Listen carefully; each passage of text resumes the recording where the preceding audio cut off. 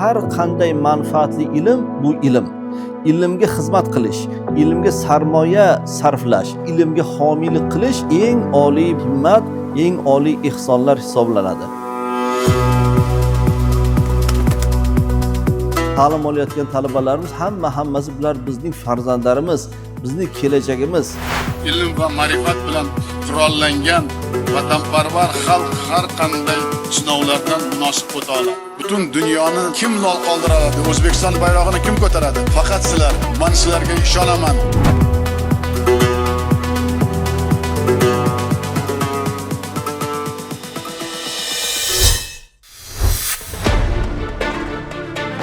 Ko'ryapmiz, yoshlarimiz jahonda birinchi bo'lyapti ilm fan bilan, o'zini aqli bilan.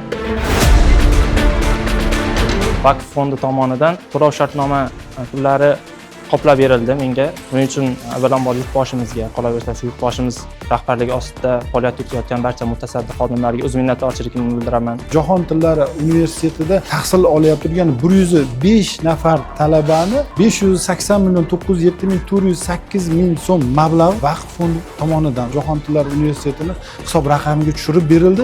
Yoshlarimiz tomonidan haqiqiy ko'z yoshlarini ko'rdik. Bu yordamni, bu ehsonni o'zlari chin dildan qabul qildi. Diniy tarafdan to'g'ri amalga oshiradigan tashkilot, mana prezidentimiz tashabbuslari bilan ishlangan Vaqf fondi hammaga targ'ib qilamizki, mana shu yo'l bilan qilinsa, yana ham bir ulug' bo'ladi, yana ham bir savoblari o'z joyiga yetib boradi, munosib bo'ladi. Faoliyat yuritib turgan davlat oliy ta'lim muassasalari talabalaridan 1040 ta talabamizga biza 4,5 milliardga yaqin mablag' o'tkazib berdik. Ihson qilganlar, zakotlarni berganlarni mana Vaqf xayriya jamoat fondi omonatdor sifatida egalariga yetkazyapmiz.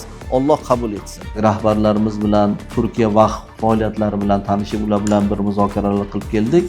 Niyatlarimiz, rejalarimiz juda katta. Shunaqa xayrli tadbirlarni yanada ko'lamini kengaytirmoqchimiz. Vazirligimiz rahbariyati tomonidan yana bir bor samimiy minnatdorchilik bildiramiz. Talabalar nomidan, rahbariyat tomonidan.